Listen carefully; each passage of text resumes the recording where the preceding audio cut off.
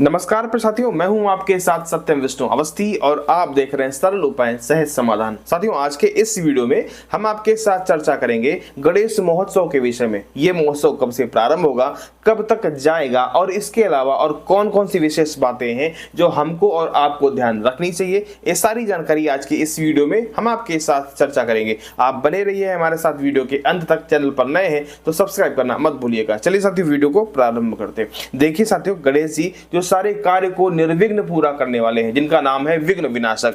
गणेश जी जो सिद्ध विनायक हैं, किसी भी कार्य को सिद्ध करने वाले हैं गणेश जी। गणेश जी बुद्धि के प्रदाता हैं। ऐसे गणेश जी के महोत्सव को कौन भला नहीं करना चाहेगा। ये गणेश महोत्सव महाराष्ट्र से प्रारंभ होकर के संपूर्ण भारतवर्ष में बड़े ही धूमधाम के साथ मनाया जाता है। कई आदमी अपने घर में, कई आदमी अपने ऑफिस में, कई तो सोसाइटी में प्रांगण में पंडाल बना करके गणेश महोत्सव का बड़े ही धूमधाम से उत्सव मनाते हैं। देखिए साथियों, ऐसा माना जाता है कि भाद्रपद मास की शुक्ल पक्ष की चतुर्थी तिथि को गणेश जी का प्राकट्य हुआ था दोपहर मध्याह्न के समय में। माता पार्वती की कृपा से मध्याह्न के समय में भगवान गणेश का प्राकट्य हुआ था। उसी के हिसाब से भाद्रपद मास की शुक्ल पक्ष की चतुर्थी तिथि को ये महोत्सव बड़े ही धूमधाम के साथ मनाया जाता है। आइए समझ लेते हैं कि ये महोत्सव कब से प्रारंभ होगा। देखिए साथियों, जैसा कि हमने आपको बताया कि भाद्रपद मास की शुक्ल पक्ष की चतुर्थी तिथि को यह महोत्सव मनाया जाता है जो सूर्योदय कालीन प्राप्त हो। तो देखिए साथियों, जो चतुर्थी तिथि प्रारंभ हो रही है वो 26 अगस्त दिन मंगलवार को दोपहर में 12:कुछ से प्रारंभ हो जाएगी और उसके बाद में 27 अगस्त दिन बुधवार को लगभग 2:06 तक ये रहेगी। तो उदया तिथि की बात करें तो 27 अगस्त को प्राप्त होगी। इसलिए ये गणेश महोत्सव जो है वो 27 अगस्त को ही मनाया जाएगा। देखिए साथियों, ये महोत्सव जो है वो कोई आदमी 1.5 दिन का करता है, कोई 3 का, कोई 5 का, कोई 7 का, कोई 9 का। अपने यथा सामर्थ्य के अनुसार हर एक व्यक्ति यथा सामर्थ्य और श्रद्धा के अनुसार में इस महोत्सव को मनाता है। कोई 1.5 दिन का, कोई 3 दिन का, कोई 5, 7 या फिर 9 दिन का। लेकिन ये महोत्सव जो है ये चतुर्थी से प्रारंभ होकर के आगे अनंत चतुर्दशी तक जाता है, यानी कि पूरे के पूरे 10 दिन का होता है ये महोत्सव। जो 1.5 दिन का, 3 दिन का, 5 दिन का, 7 दिन का या फिर 9 दिन का करते हैं वो अपने अनुसार विसर्जित कर सकते हैं। लेकिन शास्त्रों के अनुसार गणेश भगवान का विसर्जन जो है वो अनंत चतुर्दशी को होता है। इसलिए 6 सितंबर 2025 दिन शनिवार को भगवान गणेश का विसर्जन होगा। देखिए साथियों, वैसे तो प्रत्येक चतुर्थी एक महीने में 2 पड़ती है, एक कृष्ण पक्ष की और एक शुक्ल पक्ष की। तो वैसे तो चतुर्थी तिथि को भगवान चंद्रमा का दर्शन किया जाता है, चंद्र दर्शन किया जाता है। लेकिन भाद्रपद मास की शुक्ल पक्ष की चतुर्थी तिथि को चंद्रमा का दर्शन नहीं करना चाहिए, इससे कलंक लग सकता है। इसलिए इस दिन आप चंद्र दर्शन से बचें। आपको 26 को भी नहीं करना है और 27 को भी चंद्र दर्शन नहीं करना चाहिए।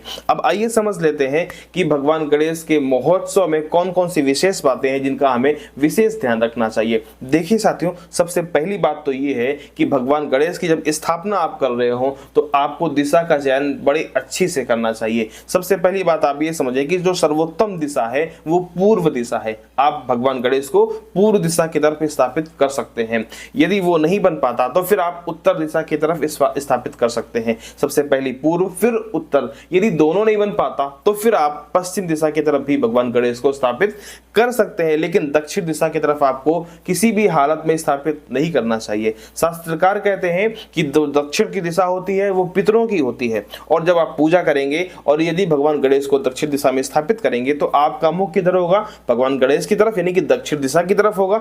और दक्षिण दिशा की तरफ पूजा कभी भी किसी भी हालत में मुख करके नहीं करनी चाहिए। इसलिए सबसे सर्वोत्तम दिशा जो है वो पूर्व दिशा है। जब आप पूजा करेंगे तो अब आपका मुख जो होगा वो पूर्व की तरफ होगा।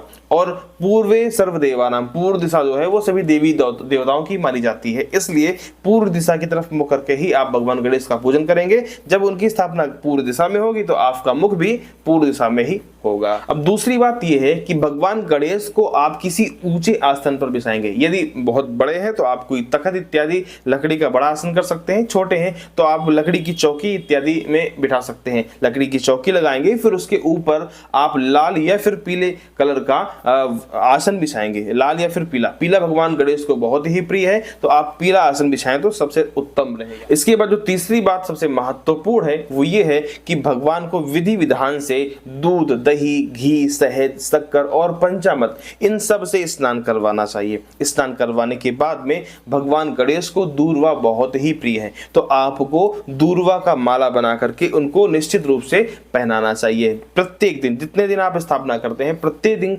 आपको ये विधान अपनाना है। दूध, दही, घी, शहद, शक्कर इत्यादि पंचामृत से स्नान करवाना है और फिर दूर्वा का माला आपको पहनाना चाहिए।